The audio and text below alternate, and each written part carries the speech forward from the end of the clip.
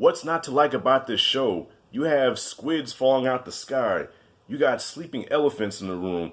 You got people fishing out babies in a lake and growing them in microwaves. Okay, you have a courtroom with pigs running through there.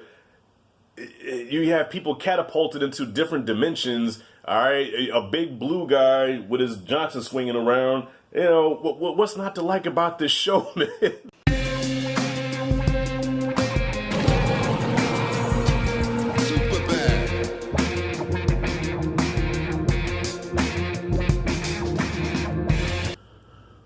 What in the swinging blue Johnson did I just see?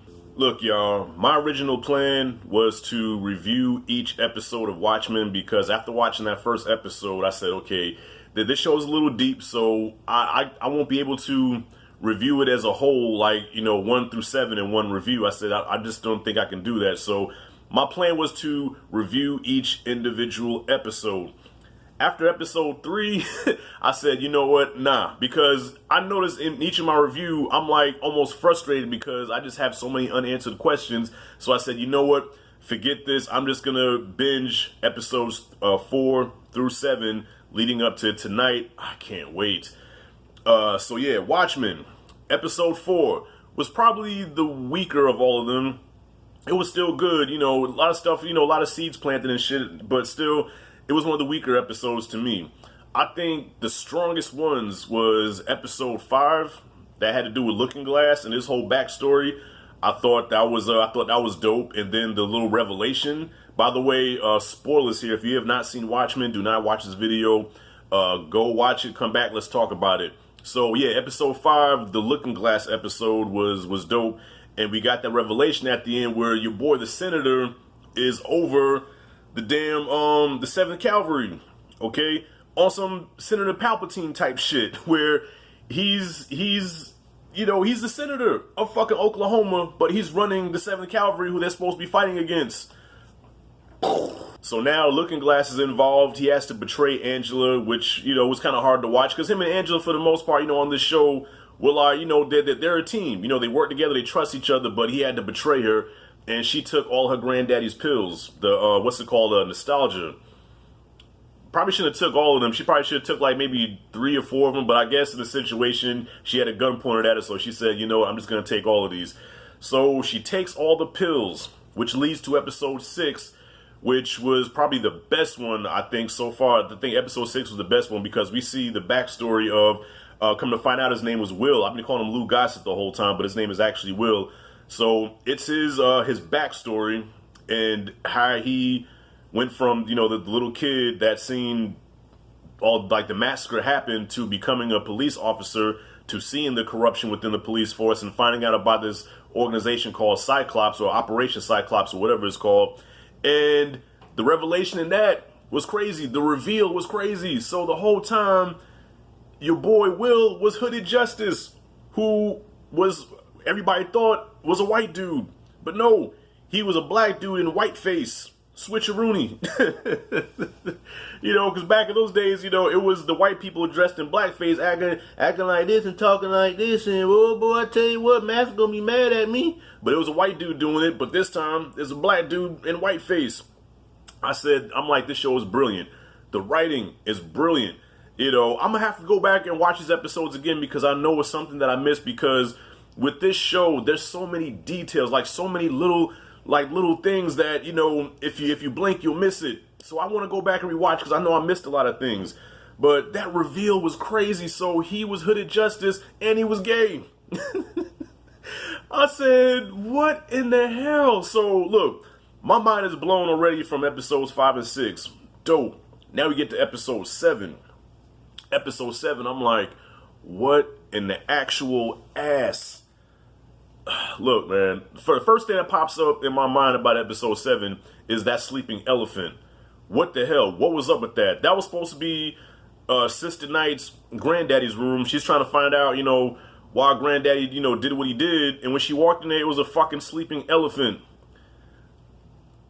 What? Is her granddaddy the elephant? Did he transform into an elephant?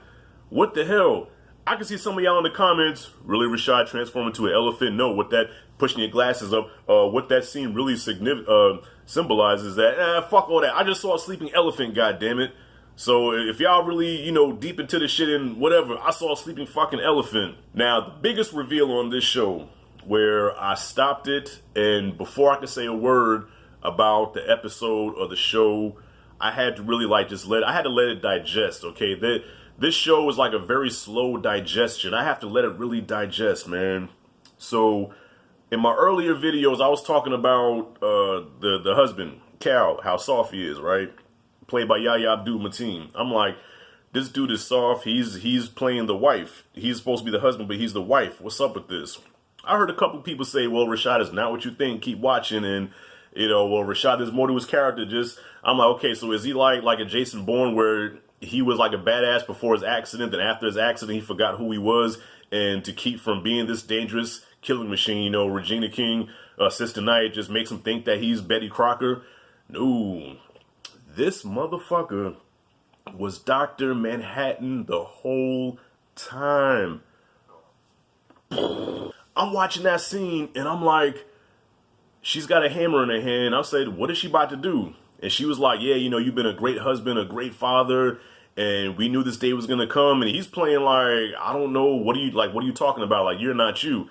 And she's, no, you're not you, and busts his head with the hammer. I'm like, what is she doing? And then she kept hitting him. I'm like, and then she pulled that ring out.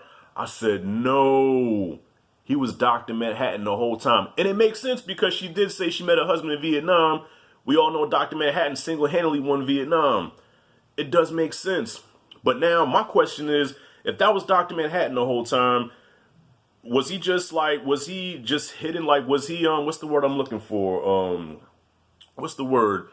Was he just dormant inside that body and he created a consciousness of another black? What? How did, because Cal didn't know what she was talking about when she was saying what she was saying. Like, okay, this was your idea. We knew this day was going to come. I don't know what you're talking about. Somebody explain that to me, because I don't know what's happening.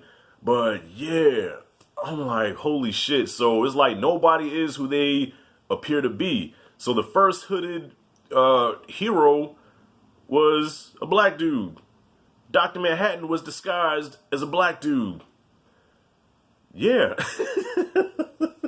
I tell you what did make me laugh is when Julie went to go see Judd's widow, and they're sitting there talking, right? So Lori is pretty much laying out the whole diabolical plan with Judd, and then with the senator. And at first, the widow's acting all like, "What, really?" And then it switched to, "Well, that was the original plan, but things have changed now." And she took out that remote, and the remote wasn't working at first. And then you see her crash through the floor. I said, okay, yeah, so Judd was really KKK. Well, his granddaddy was. He just held on to the suit because it was his legacy, I guess. I almost didn't know how to talk about this. I almost didn't shoot this video because this is one of those situations where I kind of don't know how to talk about this show, man. I really don't. But I just cannot stop watching. I can't stop thinking about it, and I can't wait to see more. I definitely plan on doing a review for episode 8 after tonight, so be on the lookout for that. And so y'all, bottom line, wrapping this up, I dig this shit. So what do y'all think about Watchmen? Comment freely below, tell me what you think about it. And thank you for watching. As always, this is Rashad G signing out. By the way, if you like and dig the content, hit that like, subscribe, notification bell. Thanks for coming on. So y'all, Rashad G signing out. See you in the next video.